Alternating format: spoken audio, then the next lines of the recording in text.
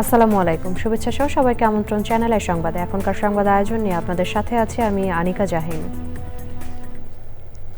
বিস্তারিত সংবাদের শুরুতে জানিয়ে দিচ্ছি ফ্রেশ আটা ময়দা সুজি সংবাদ শিরোনামগুলো। যুক্তরাষ্ট্রের দুটি যুদ্ধবিমান ভূপাতিত করার দাবি ইরানের। তেহরানের সঙ্গে আলোচনায় প্রভাব পড়বে না বলে ট্রাম্পের মন্তব্য। দ্বিতীয়বারের মতো সাফ অনূর্ধ্ব-20 চ্যাম্পিয়নশিপের শিরোপা জিতল বাংলাদেশ। টাইব্রেকারে ভারতের বিপক্ষে 4-3 গোলের জয়।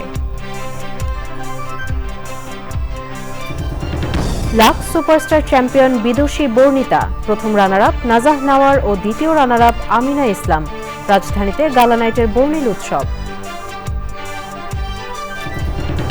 সেমিফাইনাল পেরিয়ে দরজায় কড়া নাড়ছে পিওজে সবুজ সুরের সন্ধানে সিজন 1-এর গ্র্যান্ড ফিনালে। চলছে শেষ মুহূর্তের প্রস্তুতি। এবং ময়মনসিংহের ভালুকায় কলা চাষে কৃষকের সাফল্য। পানামা রোগের আক্রমণ ও সহজ শর্তে ঋণ সুবিধা না থাকায় সংকটে কৃষক।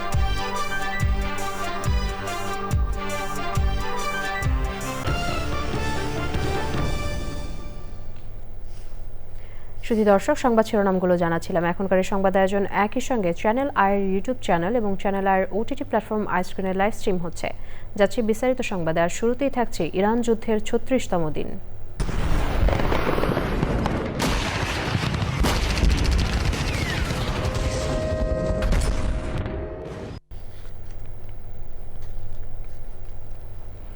দুটি মার্কিন যুদ্ধবিমান ভূপাতিত করেছে ইরান। এমনকি যুদ্ধবিমানের উদ্ধার অভিযানে অংশ নেওয়া দুটি হেলিকপ্টারের মধ্যে একটি ভূপাতিত করা হয়েছে বলেও দাবি করা হয়। তবে ট্রাম্প বলেছেন, বিমান বিধ্বস্ত হওয়ার ঘটনা ইরানের সঙ্গে আলোচনায় কোনো প্রভাব ফেলবে না। এই ঘটনায় যুক্তরাষ্ট্রকে নিয়ে সামাজিক মাধ্যমে ব্যঙ্গ করেছেন ইরানের পার্লামেন্টের স্পিকার। এছাড়া উভয় পক্ষ পাল্টা হামলা অব্যাহত রেখেছে। বিস্তারিত সুব্রত গাইনের রিপোর্টে। ইরান, ইসরায়েল ও যুক্তরাষ্ট্রের যুদ্ধে চলছে হামলা পাল্টা হামলা। এর মধ্যে দুটি মার্কিন যুদ্ধবিমান বিধ্বস্ত করার দাবি করেছে ইরান। ইরান বলছে তাদের আকাশ প্রতিরক্ষা ব্যবস্থা একটি মার্কিন A-10 ওয়ার্থক যুদ্ধবিমান হরমুজ প্রণালীর কাছে বিধ্বস্ত করেছে। এর আগে ইরানের ভূখণ্ডে একটি F-15 মার্কিন যুদ্ধবিমান বিধ্বস্ত হয়েছিল। বিবিসি ও সিবিএসের প্রতিবেদনে বলা হয়েছে, বিধ্বস্ত F-15 বিমানের উদ্ধার অভিযানে অংশ নেওয়া A-10 বিমানটিও হামলার শিকার হয়। এ সময় পাইলট সাগরে ঝাঁপ দিয়ে নিজের জীবন রক্ষা করেন এবং পরে তাকে উদ্ধার করা হয়। এমনকি উদ্ধার অভিযানে থাকা দুটি হেলিকপ্টারের একটিতে গুলি চালিয়ে ভূপাতিত করার দাবি করে তেহরান। মার্কিন প্রেসিডেন্ট ডোনাল্ড ট্রাম্প বলেছেন, বিমান বিধ্বস্ত হওয়ার ঘটনা ইরানের সঙ্গে আলোচনায় কোনো প্রভাব ফেলবে না। তবে এই ঘটনায় ইরানের পার্লামেন্ট স্পিকার মোহাম্মদ বাগের গালিবাফ সামাজিক যোগাযোগ মাধ্যমে যুক্তরাষ্ট্রকে ব্যঙ্গ করেছেন। তিনি বলেন, এই অভিযান এখন শাসন ব্যবস্থার পরিবর্তন থেকে দয়া করে কেউ আমাদের পাইলটদের খুঁজে দেবেন এই পর্যায়ে নেমে এসেছে। ভূপাতিত শত্রু বাহিনীর যুদ্ধবিমানের পাইলটদের জীবিত অথবা হত্যা করতে পারলে বিশেষ পুরস্কারের ঘোষণা দিয়েছেন ইরানের বোয়ের আহমাদ প্রদেশের গভর্নর ঈদুল্লাহ রাহমানি।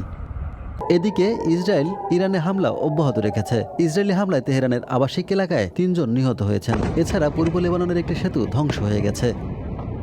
সংযুক্ত আরব আমিরাতে হাফসান গ্যাস ক্ষেত্রে আগুন লেগেছে। এতে 1 জন নিহত এবং 4 জন আহত হয়েছেন। এছাড়া ইরান ও তার মিত্ররা ইসরায়েলে যৌথ হামলা অব্যাহত রেখেছে। Subrata Gain, channel I. এবারে অন্যান্য সংবাদ। দ্বিতীয়বারের মতো সাফ অনূর্ধ্ব-20 চ্যাম্পিয়নশিপের শিরোপা জিতল বাংলাদেশ। মালদ্বীপের ন্যাশনাল স্টেডিয়ামে শিরোপা নির্ধারণী ম্যাচে ভারতকে টাইব্রেকারে 4-3 ব্যবধানে হারিয়েছে লাল সবুজের যুবারা। বিস্তারিত সানিয়া তন্ময় রিপোর্টে।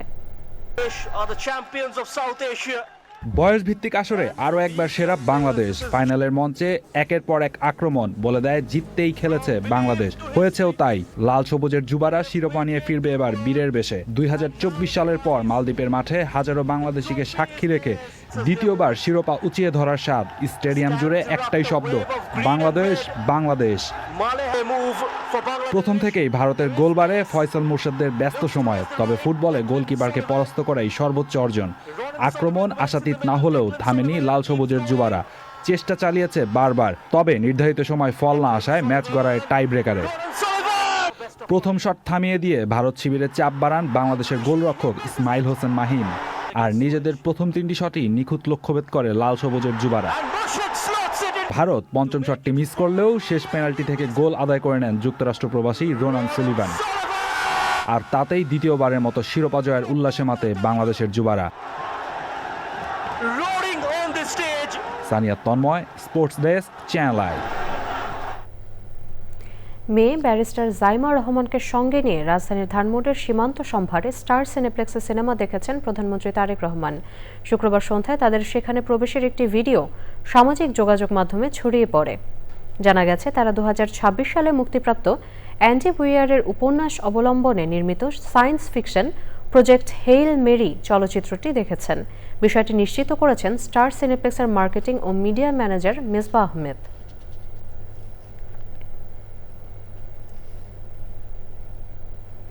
লাক্স সুপারস্টার 2025 নির্বাচিত হলেন রাজশাহীর মেয়ে বিদুষী বর্ণিতা। এছাড়া প্রথম রানার আপ হয়েছেন নাজাহ নাওয়ার বিনতে নুরুল এবং দ্বিতীয় রানার আপ আমিনা ইসলাম। গালা রাউন্ডে বিজয়ীদের ইমপ্রেস টেলিফিল্ম প্রযোজিত সিনেমা ও ওয়েব ফিল্মে কাজের সুযোগ থাকছে বলেও ঘোষণা দেওয়া হয়। শুক্রবার রাতে রাজধানীর চিনমৈত্রী সম্মেলন কেন্দ্রে জমকালো আয়োজনে বর্ণিতার হাতে তুলে দেওয়া হয় বিজয়ী ট্রফি। বর্ণিতা সাংবাদিক মেহবুব আলম বর্ণর কন্যা। আরও জানাচ্ছেন মিথিলা নাজনীন। রাজধানীর চিনমৈত্রী সম্মেলন কেন্দ্রে 7 বছর পর ফিরে আসা দেশের জনপ্রিয় বিউটি কম্পিটিশন লাক্স সুপারস্টারের বহুল প্রতীক্ষিত গ্র্যান্ড ফিনালেতে অংশ নেওয়া 5 জনের মধ্য থেকে এবারের সেরা সুন্দরীর খ্যাতি অর্জন করেন রাজশাহীর মেয়ে বিদুষী Barnita. The winner of Lux Superstar 2025 is Bordija!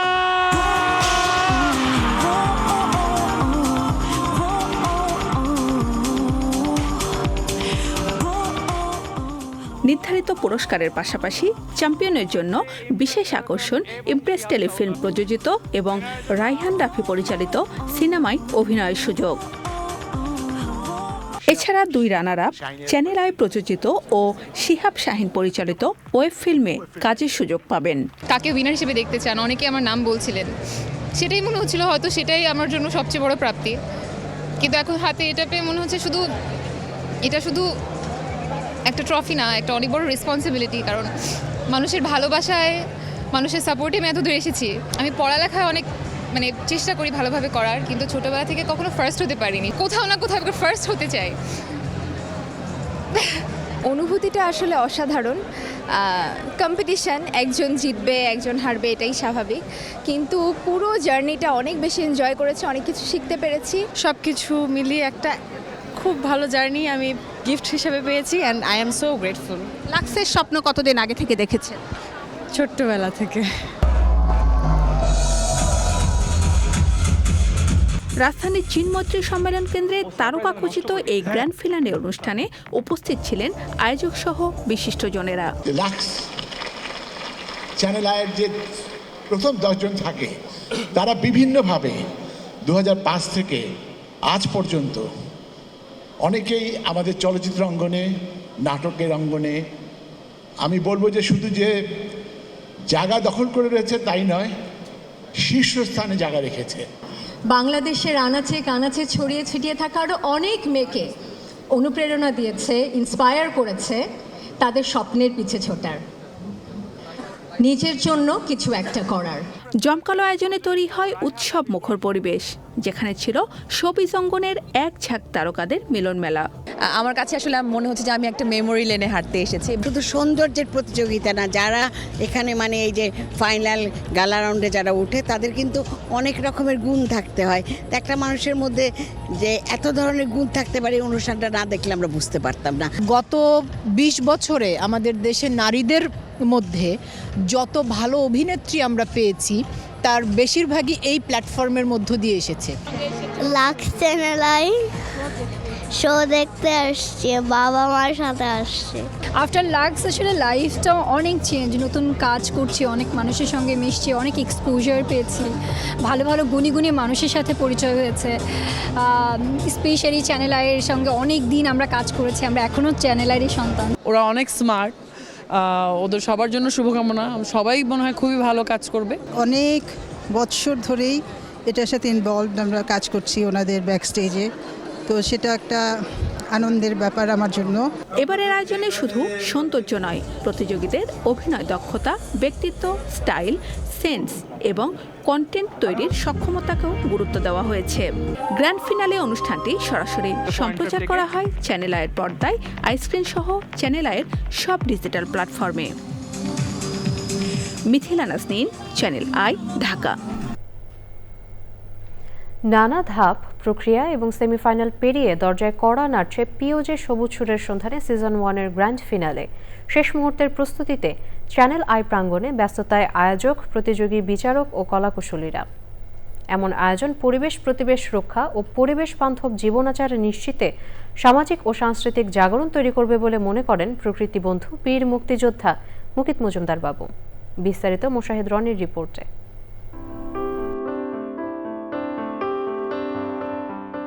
সঙ্গীত যদিও সরাসরি অবকাঠামো নির্মাণ কিংবা কার্বন নিঃসরণ কমায় না, তবে মানুষের চেতনা, সংহতি এবং আচরণগত পরিবর্তনে রাখে গুরুত্বপূর্ণ ভূমিকা।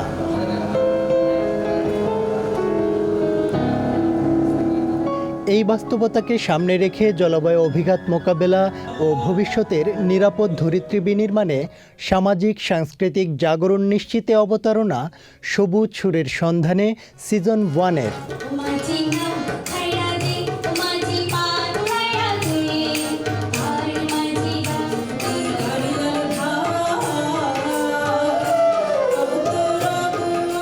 সারা দেশের অজস্র প্রতিযোগীর মধ্য থেকে যন্ত্রীয় ও কণ্ঠশিল্পী ক্যাটাগরিতে নির্বাচিত সেরা 10 জনকে নিয়ে চলছে ফাইনালের আয়োজন। শিল্পসত্তার যারা মানুষ, তাদের কাছে একটা ভালো মঞ্চ, একটা অসম্ভব সুন্দর মঞ্চ খুবই আকাঙ্ক্ষার বিষয়। আশা করছি খুবই প্রতিযোগিতাপূর্ণ একটি পরিবেশ সৃষ্টি হবে এবং তাদের গান বাংলাদেশের প্রত্যেকটা মানুষকে মুগ্ধ করবে এবং আমি বিশ্বাস করি তারা অনেক দূর যাবে। এমন আয়োজন বিপন্ন সুর ও সঙ্গীত সংরক্ষণের পাশাপাশি নতুন প্রজন্মের সাথে কার্যকর সংযোগ তৈরিতে ভূমিকা রাখবে বলে মত বোদ্ধাদের। বেস্ট যেন ওরা দিতে পারে মঞ্চে, তো সেই সব কিছু নিয়েই আমরা নতুন একগুচ্ছ সঙ্গীত শিল্পী পাবো, সেই আশা নিয়েই আসলে আমাদের কার্যক্রম এখন শেষ মুহূর্তের প্রস্তুতি আমরা চালিয়ে যাচ্ছি। শুধু গান গাওয়া তো না, গানের সঙ্গে সঙ্গে অনেক কিছু থাকে, আচার আচরণ থাকে, কথা বলা থাকে, ভদ্রতা থাকে, সবকিছু কিন্তু গ্রুমিং প্রয়োজন হয়। ওরা চেষ্টা করছে আরো ভালো গাইবার, তো আমরাও চেষ্টা করছি এদেরকে যেন আরো ভালো গাওয়াতে পারি। সারা বিশ্বের মানুষ আমাদের গান করে, অথচ আমরাই অবহেলা করি। তাই আমাদের পরবর্তী প্রজন্ম যখন বুঝতে পারবে যে এই সুরের মধ্যে আমার দেশ, আমার মা, আমার মাটি, মানুষ, শেকড় সবকিছুর গন্ধ মিশে আছে। গানের সুরে প্রকৃতির সাথে মানুষের সহাবস্থানের ঐতিহ্যবাহী জ্ঞানকে পুনরুজ্জীবিত করার পাশাপাশি আধুনিক টেকসই জীবনযাত্রার ধারণাকে এগিয়ে নেবে বলে মনে করেন প্রকৃতি বন্ধু বীর মুক্তিযোদ্ধা মুকিত মজুমদার বাবু। সারা বাংলাদেশ ব্যাপী যেই সব শিল্পী লুকিয়ে আছে বিভিন্ন জায়গায় এবং আমাদের বাংলাদেশের যে গানগুলো হারিয়ে যাচ্ছে সেগুলোকে সংরক্ষণ করা, উঠিয়ে আনা, তারই কিন্তু একটি প্রচেষ্টা হচ্ছে মিউজিক ক্লাবের মাধ্যমে। এই যে সারা বাংলাদেশ থেকে সবুজ যা দিন দিন বিবর্ণ হয়ে যাচ্ছে, আমাদের ছেলে মেয়েরা বলি কিংবা আমাদের ভবিষ্যৎ প্রজন্মে যারা আছে তারা কিন্তু ভালো কিছু দেখছে না, ভালো কিছু পাচ্ছে না এবং তারা কিন্তু ইতিহাস ভুলে যাচ্ছে, দেশের ইতিহাস, মাটির ইতিহাস। আমাদের যেখান থেকে শুরু হয়েছে, বাংলাদেশের জন্ম হয়েছে যখন থেকে, তার অনেক ইতিহাসই কিন্তু আমরা হারিয়ে ফেলছি আমাদের অজ্ঞতার কারণে, আমাদের পৃষ্ঠপোষকতার কারণে। সেই জায়গাটাকেই কিন্তু জাগ্রত করতে হবে, এগিয়ে নিয়ে যেতে হবে। প্রকৃতি ও জীবন ফাউন্ডেশনের উদ্যোগে পিওজে মিউজিক ক্লাব ট্যালেন্ট হান্টের সবুজ সুরের সন্ধানে সিজন 1-এর গণমাধ্যম সহযোগী channel I. Moshahid Roni, channel I, Dhaka. ময়মনসিংহের ভালুকা উপজেলার পাড়াগাঁওয়ে কলা চাষে কৃষকরা সাফল্যের মুখ দেখেছেন, কিন্তু পানামা রোগের আক্রমণ আর কৃষকের সহজ ঋণ সুবিধা না থাকায় সংকটের মুখোমুখি হতে হচ্ছে। কৃষকরা বলছেন সহায়তা পেলে কলার উৎপাদন বাড়বে, নিশ্চিত হবে কৃষকের লাভ। বিস্তারিত জানাচ্ছেন শাইখ সিরাজ। বাংলাদেশের আবহাওয়া কলা চাষের জন্য বেশি উপযোগী। এ কারণে দেশীয় ফলের মধ্যে আমের পরেই দ্বিতীয় সর্বাধিক উৎপাদিত ফল হচ্ছে কলা। দেশের অন্যান্য অঞ্চলের মতো ময়মনসিংহের ভালুকা উপজেলায় কলা চাষ বাড়ছে, লাভবান হচ্ছেন কৃষক। আগে আখ করতাম, আখে লাভজনক বেশি ফলন না, এখন আখ চাপায় আমরা কলা করি। বাজার ভালো থাকলে 1000ও বেচা যা, 800 বেচা লাগে, 900 বেচা লাগে, আবার 600 বেচা লাগে। পাইকার আসে না আপনি নিয়ে? না, ঢাকা পাড়ে দিয়ে। তবে কৃষকরা বলছেন ঋণ পাওয়া সহজ না হওয়ায় তাদের উচ্চ সুদে এনজিও ঋণ নিতে হচ্ছে। কত পার্সেন্ট শতকরা এনজিওর কাছে ঋণ নেয় আর কত পার্সেন্ট ব্যাংকে যায়? 80%ই আপনার এনজিওতে যা, আর 20% ব্যাংকে যা। এই 20% ব্যাংকে যারা যায় তাদের কত পার্সেন্ট ঋণ আসলে পায় ব্যাংক থেকে? তাদের মধ্যে 20%-এর মধ্যে ওই 10-15% এরকম পায়। আর এনজিওতে যে 80%, এই 80%-এর মধ্যে দেখা গেল 70-60-70% পায়।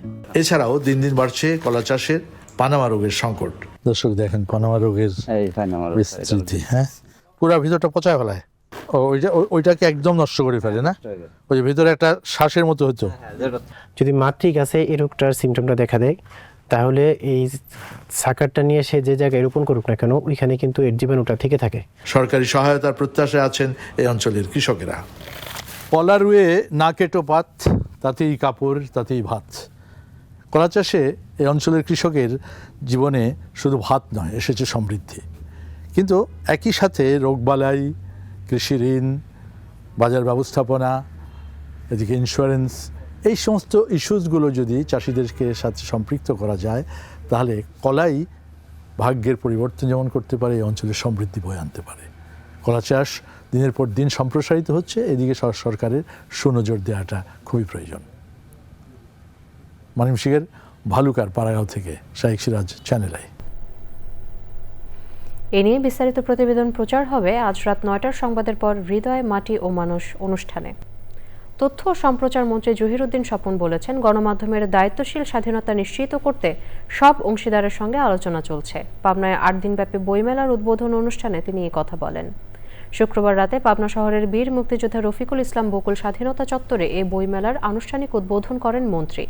অনুষ্ঠানে সভাপতিত্ব করেন পাবনা জেলা জাসাসের আহ্বায়ক ও প্রধানমন্ত্রীর ফটোগ্রাফার খালেদ হোসেন পরাগ। প্রধান আলোচক ছিলেন পাবনা 5 আসনের সংসদ সদস্য অ্যাডভোকেট শামসুর রহমান শিমুল বিশ্বাস। বিশেষ অতিথি ছিলেন পাবনা জেলা বিএনপির আহ্বায়ক হাবিবুর রহমান হাবিব এবং পাবনা বইমেলা উদযাপন পরিষদের সদস্য সচিব ডাক্তার আহমেদ মোস্তফা নোমান। আমরা গণমাধ্যমকে সর্বোচ্চ দায়িত্বশীল স্বাধীনতা নিশ্চিত করার প্রতিশ্রুতি দিয়েছি। আমাদের সরকারের বয়স মাত্র 1.5 মাস। আমরা আমাদের প্রতিশ্রুতি অনুযায়ী গণমাধ্যমের সর্বোচ্চ দায়িত্বশীল স্বাধীনতা নিশ্চিত করার জন্য সংশ্লিষ্ট সকল অংশীদারদের সঙ্গে আমরা আমাদের আলাপ আলোচনা শুরু করেছি এবং আমরা আশাবাদী সকলের আলোচনার সম্মিলিত ফলাফলের ভিত্তিতে আমরা আমাদের কাঙ্ক্ষিত লক্ষ্যে পৌঁছাতে পারব। এবারে নিটোল টাটার কৃষি সংবাদ।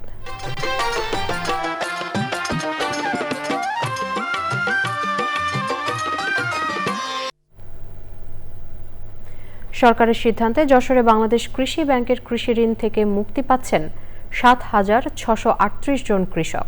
10,000 টাকা পর্যন্ত সুদসহ ঋণ মওকুফের এই উদ্যোগে জেলায় প্রায় 6 কোটি 58 লাখ টাকার ঋণ মওকুফ হচ্ছে। এতে প্রান্তিক ও ক্ষুদ্র কৃষকের পাশাপাশি মৃত কৃষক পরিবারেও ফিরেছে স্বস্তি। যশোর থেকে আকরামুজ্জামানের রিপোর্ট। সরকার ঘোষিত কৃষি ঋণ মওকুফ কর্মসূচির আওতায় যশোর জেলায় 6 কোটি 38 লাখ টাকার বেশি ঋণ মওকুফ করা হচ্ছে। এতে উপকৃত হচ্ছেন 7,638 জন কৃষক। এই সিদ্ধান্তে দারুণ খুশি ও আশা বেঁধেছেন ভুক্তভোগী কৃষক। আরেক যা করতেছে এর থেকে আরো বেশি ভালো ফলাফল, ভালো উদ্যোগ যাতে কৃষকের জন্য নেয়, এটা ভালো দিক। তারা যে 10-15 হাজার কি 10,000 করে আমরা যে ঋণটা নিয়েছিলাম, সরকার এটা মওকুফ করার কারণে আমরা অনেকটাই লাভবান হব। এই উদ্যোগ কৃষকদের জন্য ইতিবাচক ভূমিকা রাখবে বলছেন আঞ্চলিক কৃষি ব্যাংক। যদি এর মধ্যে একাধিক কোনো লোন থাকে অর্থাৎ একই ব্যক্তি যদি কোনো একাধিক ঋণ নিয়ে থাকে তাহলে এই সুবিধাটা পাবেন না। মাননীয় প্রধানমন্ত্রী তারেক রহমান যে সিদ্ধান্ত নিয়েছে এখন 10,000 টাকা এবং সম্পূর্ণ সুদ সহ মওকুফ, এটা আসলে যুগান্তর একটা পদক্ষেপ এবং আমাদের কৃষি ব্যাংকের জন্য অত্যন্ত ভালো এবং কৃষকদের জন্য ভালো হবে যে তারা আবার নতুন করে ঋণ নিতে পারবে এবং তাদের যে প্রোডাক্টিভিটি, কৃষি প্রোডাকশন সেটা বৃদ্ধি করতে সক্ষম হবে। সরকারের পক্ষ থেকে বলা হচ্ছে সারা দেশে প্রায় 12.5 লাখ কৃষক এ সুবিধা পাবেন। এর মাধ্যমে একদিকে যেমন ঋণের এই যন্ত্রণা থেকে তারা মুক্তি পেলেন, অপরদিকে যেটা হবে এই টাকাটা যেটি তারা ঋণ পরিশোধের জন্য ব্যয় করেন, এইটি আলটিমেটলি তারা এখন কি করতে পারবে, নিজেদের ফসল উৎপাদনে ব্যয় করতে পারবেন। কৃষি ঋণ মওকুফে কৃষকদের নতুন করে উৎপাদন বিনিয়োগের সুযোগ তৈরি হবে বলে মনে করেছেন সংশ্লিষ্টরা। যশোর থেকে আকরামুজ্জামান, চ্যানেল আই। এবারে প্রকৃতি সংবাদ।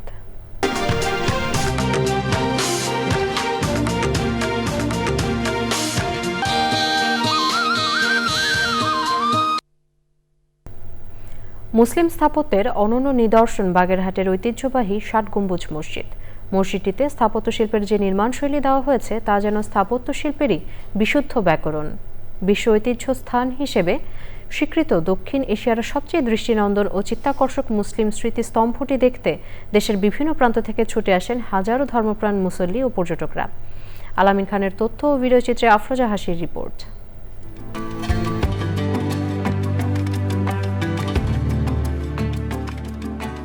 জেলা শহরের ৪.৮ কিলোমিটার দূরে কালের সাক্ষী হয়ে দাঁড়িয়ে আছে ১০০ বছরের পুরনো ঐতিহ্যবাহী ৬০ গম্বুজ মসজিদ। দেশের বৃহত্তম মসজিদটি সুলতানি আমলে নির্মাণ করেন সুন্দরবনের গভর্নর খান জাহান আলী। ইমারতটির গঠন বৈচিত্র্যে তুঘলক স্থাপত্যের বিশেষ প্রভাব রয়েছে। ৬০ গম্বুজ নামে পরিচিত হলেও বাস্তবে এ মসজিদে রয়েছে ৮১টি গম্বুজ। আকর্ষণীয় ও নিখুঁত নকশায় তৈরি অনন্য স্থাপত্য রীতি মসজিদটিকে দিয়েছে ভিন্ন মাত্রা। আমার খুবই ভালো লাগছে, আগে কখনো দেখিনি। আমাদের এই জায়গাটা খুব ভালো লেগেছে। আমাদের এখানে দূর দূরান্ত থেকে মানুষ আসে। পরিবেশটা সুন্দর, বসন্তর শেষ, প্রকৃতি নতুন করে সেজেছে, সবকিছু মিলে অনেক সুন্দর। পর্যটন ক্ষেত্র হিসাবে এটা দেখার জন্য আমরা এখানে পুরো পরিবার নিয়ে বেড়াতে আসছি। এমনিতে বই তো আমরা পড়ি ৬০ গম্বুজের বিষয়, সেহেতু ৬০ গম্বুজ আজকে নিজের চোখেই দেখলাম। ঈদের নামাজে দেশ বিদেশের লাখো মুসল্লির সমাগম হয় এখানে। ৮১টি গম্বুজ, ২২টি জানালা, ৪টি দরজা, ১০টা মেহরাব, আনুমানিক ৬০০ বছর আগের মসজিদ, চুন সুরকির গাঁথনি, রডবিহীন মসজিদ, পাথরের খাম্বা। এক জামাতে ২০০০-এর অধিক লোক এই মসজিদে নামাজ পড়তে পারে। ইতিহাস, ধর্মীয় ঐতিহ্য ও স্থাপত্য সৌন্দর্যের অনন্য নিদর্শন হয়ে আজও দাঁড়িয়ে আছে ৬০ গম্বুজ মসজিদ। দক্ষিণাঞ্চলের ইসলাম প্রচার ও বাণিজ্য বিস্তারের এক জীবন্ত সাক্ষী রক্ষায় যথাযথ উদ্যোগের তাগিদ সংশ্লিষ্টদের। আফরোজা হাসি, প্রকৃতি ও জীবন ডেস্ক, চ্যানেল আই। শুধু দর্শক, সবশেষে ফ্রেশ আটা ময়দা সুজি সংবাদ শিরোনামগুলো জানিয়ে দিচ্ছি আরও একবার। যুক্তরাষ্ট্রের ২টি যুদ্ধবিমান ভূপাতিত করার দাবি ইরানের। তেহরানের সঙ্গে আলোচনায় প্রভাব পড়বে না বলে ট্রাম্পের মন্তব্য। দ্বিতীয়বারের মতো সাফ অনূর্ধ্ব-২০ চ্যাম্পিয়নশিপে শিরোপা জিতল বাংলাদেশ। টাইব্রেকারে ভারতের বিপক্ষে ৪-৩ গোলের জয়। Lux superstar champion বিদুষী Barnita. প্রথম রানার আপ নাজাহ নেওয়ার ও দ্বিতীয় রানার আপ আমিনা ইসলাম। রাজধানীতে গালা নাইটের বর্ণিল উৎসব। সেমিফাইনাল পেরিয়ে দরজায় কড়া নাড়ছে পিওজে সবুজ সুরের সন্ধানে সিজন 1-এর গ্র্যান্ড ফিনালে। চলছে শেষ মুহূর্তের প্রস্তুতি। এবং ময়মনসিংহের ভালুকায় কলা চাষে কৃষকের সাফল্য। পানামা রোগের আক্রমণ ও সহজ শর্তে ঋণ সুবিধা না থাকায় সংকটে কৃষক।